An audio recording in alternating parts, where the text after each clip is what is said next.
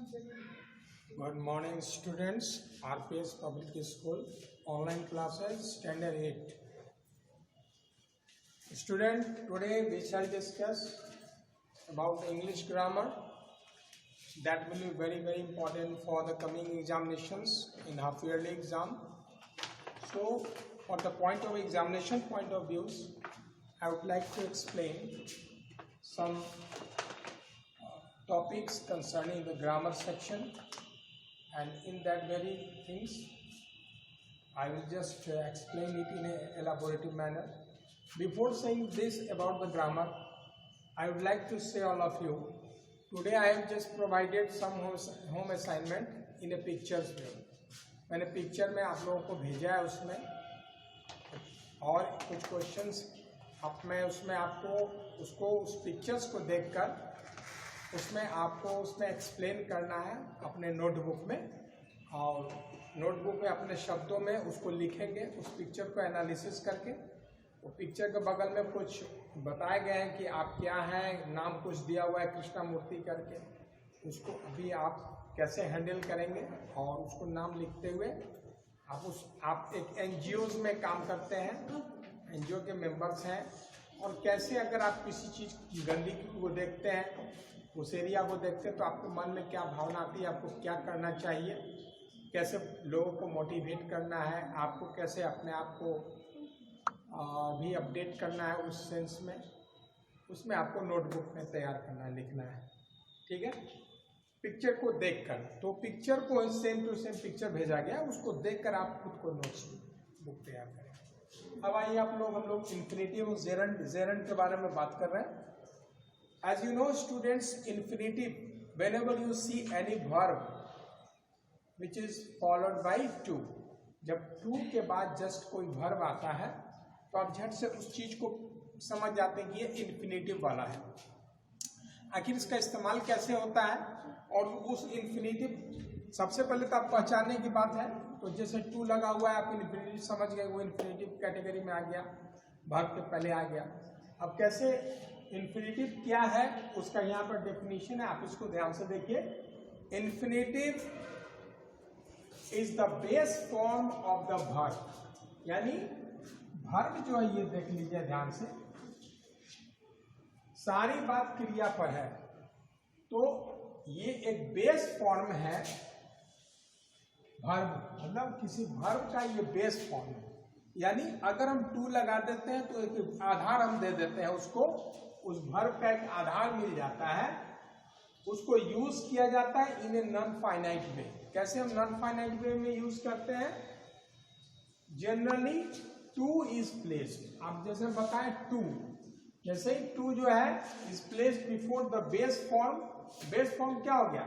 जैसे दौड़ना, कूदना, ये सब जो है, खेलना।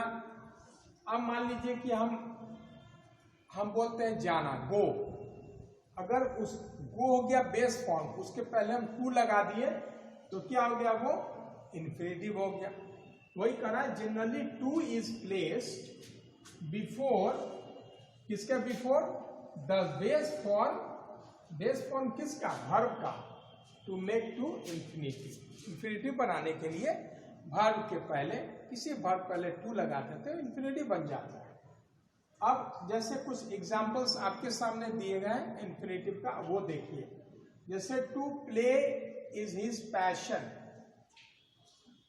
यहां पर टू प्ले, इसका हिंदी समझिए खेलना उसका एक पैशन है। ठीक है, खेलना उसका पैशन है, तो खेलना, तो खेलना वर्ड को हमने इन्फिनिटिव में कैसे लिखा? To play. यानी हमने इसको टू प्ले को एक सब्जेक्ट के रूप में, एज ए सब्जेक्ट हमने इस्तेमाल किया। इस टू प्ले को हमने एक सब्जेक्ट के रूप में किया। आप कहेंगे सब्जेक्ट कैसे सर? तो चूंकि हमने शुरुआत में किया, इसको स्टार्टिंग में हमने किया, वो सब्जेक्ट हो गया, कुछ भी कहा जाए। तो ये to play is his passion, यहाँ पर ये एक सब्जेक्ट हो गया आपका। तो सब्जेक्ट के रूप में हमने इन्फिनिटिव का इस्तेमाल किया, यानी बेस फॉर्म क्या हो गया आपका? प्ले, उसके पहले हमने टू लगा दिया, इन्फिनिटिव हो गया, और इसको हमने सेंटेंस के चूंकि शुरू में यूज किया, ये सब्जेक्ट के रूप में हो गया, एज ए सब्जेक्ट। अब दूसरा एग्जाम्पल आप देखेंगे, दूसरा क्या कहता है? I do not want to swim, मैं तैरना नहीं चाहता हूं। ठीक है, इसका हिंदी यही हो गया। तो मैं तैरना नहीं चाहता हूं, तो तैरना, टू स्विम। तो यहां पर क्या हो गया, एक ऑब्जेक्ट रूप में है।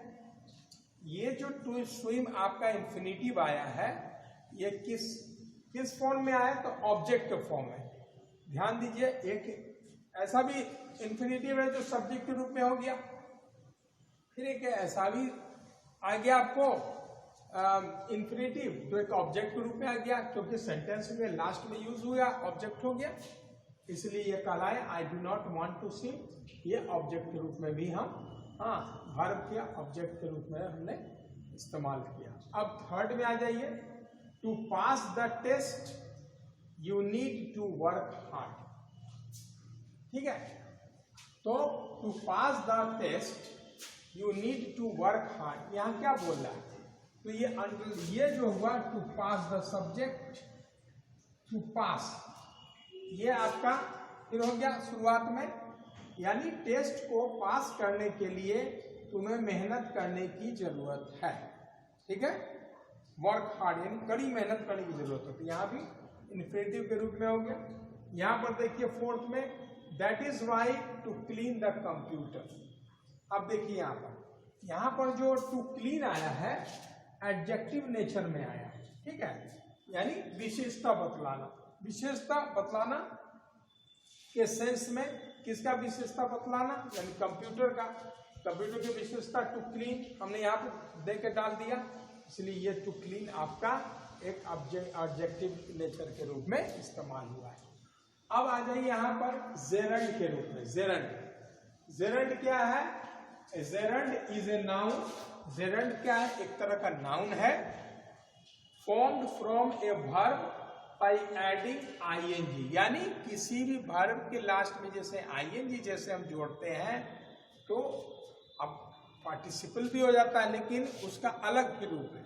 यहाँ पर हम जेरंड की बात कर रहे हैं कि कोई भी gerund is a noun, A gerund is a noun, ध्यान दीजिएगा, जेरंड इज ए नाउन एक संज्ञा है, फॉर्म्ड फ्रॉम ए वर्ब। ये जो नाउन का जो हम बना रहे हैं जेरंड को नाउन के रूप में, ये किससे बनाते हैं, हमारा रॉ मटेरियल क्या है, वर्ब है। वर्ब से हम लेकर हम जेरंड को जेरंड बना देते हैं नाउन के रूप में। कैसे, आप देखेंगे एग्जांपल में, बाय एडिंग आईएनजी, यानी वर्ब में आईएनजी यूज करते हुए हम उसको नाउन के रूप में इस्तेमाल करते हैं। जेरंड में फॉलो और एडजेक्टिव, ये एडजेक्टिव को फॉलो करता है, प्रीपोजिशन को भी और अदर वर्ब्स को भी। ठीक है, it may come in the beginning of sentence as a noun, या सेंटेंस के शुरुआत में भी आ सकता है नाउन के रूप में। ठीक है, अब आप एग्जाम्पल देखें, एग्जाम्पल में क्या दिया हुआ है, ध्यान से देखेंगे। Singing is my hobby. ठीक है, सिंगिंग इज माई हॉबी, यानी गाना मेरा हॉबी है, तो ये आपका शौक है, तो गाना आपका शौक है, तो यहाँ क्या हो गया, एक नाउन के रूप में हो गया गाना। ठीक है, आई लव सिंगिंग, मैं सिंगिंग करना यानी गाना पसंद करता हूं। फिर यहाँ पर आ गया आपका किस रूप में, मतलब आपको वर्ब में सिंग में क्या हुआ, आईएनजी लगा दिया, इसमें जेरंड हो गया। I am tired of waiting. ठीक है, वेट होता है, वेट से वेटिंग हो गया, तो ये भी एक जेरंड के रूप में हो गया। तो इस तरह से आप देखें कि वर्ब में आईएनजी जनरली लगाकर आप जेरंड को तैयार करते हैं, बना लेते हैं, और उसको नाउन के रूप में किस तरह से इस्तेमाल होता है ये भी देखें। अब हम इससे कंसर्निंग कुछ क्वेश्चंस देंगे, उसको आप लोग बनाने की कोशिश करेंगे। ठीक है, आप क्वेश्चंस उतार लीजिए उसको अपने नोटबुक में।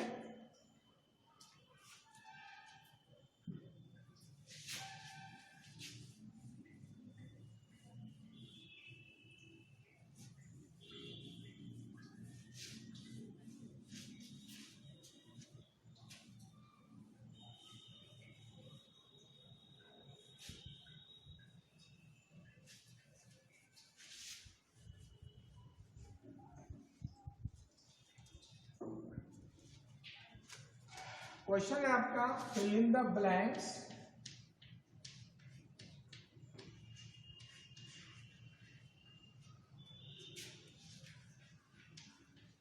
Fill in the blanks with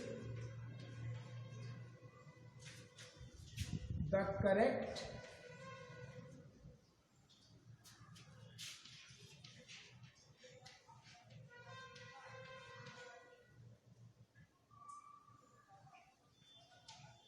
infinitive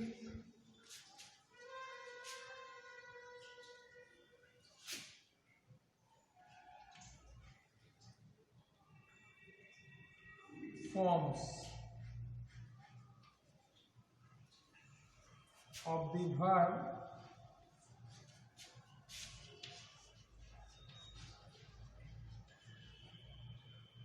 given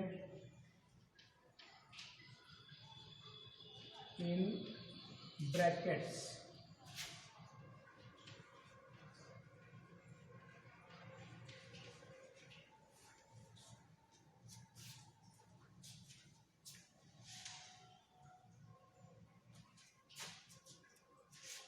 पहला क्वेश्चन लिखेंगे we don't want him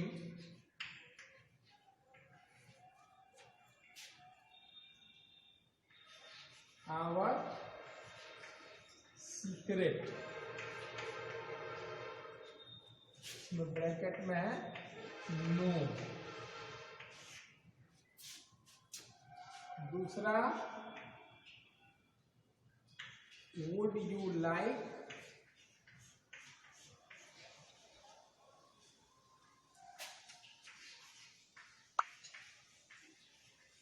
dash with us question mark go। Third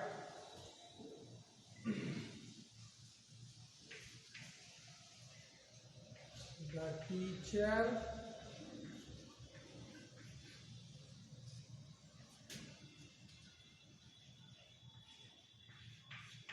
made the statement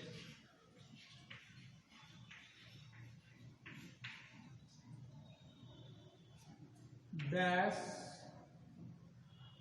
her how dash out the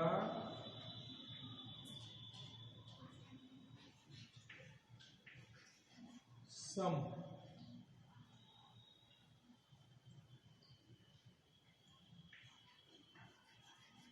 ठीक है, इसमें ब्रैकेट में आपका है show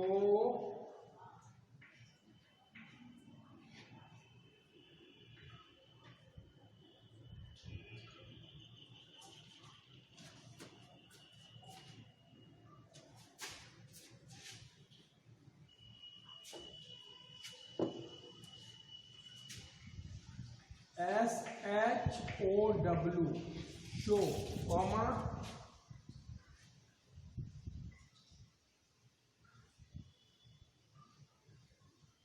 work।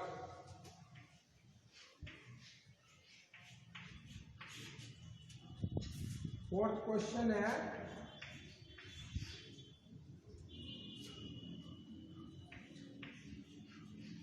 The small bird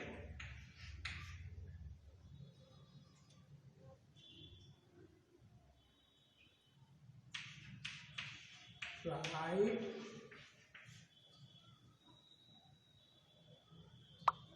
dash the problem।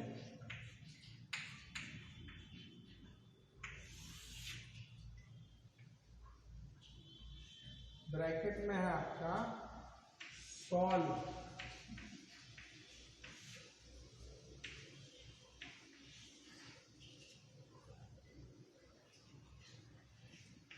we left him early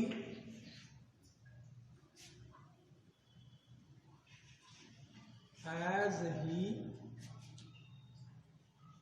wanted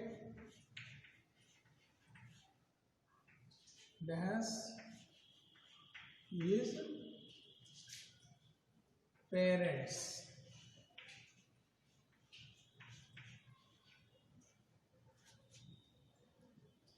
हो गया आपका go meet. इस तरह से आपको ये सारे क्वेश्चंस आप बना लेंगे।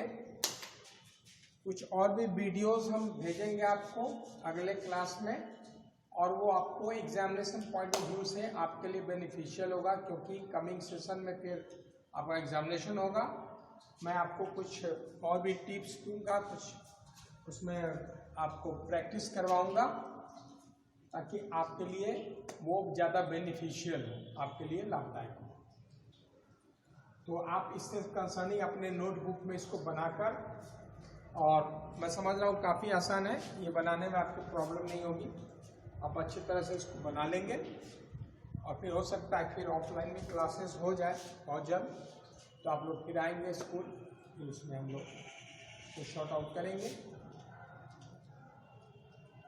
ठीक है, हम लोग फिर नेक्स्ट वीडियो में हम लोग फिर मिलेंगे। We shall meet in next video. Till then, thanks and be safe all of you. Okay.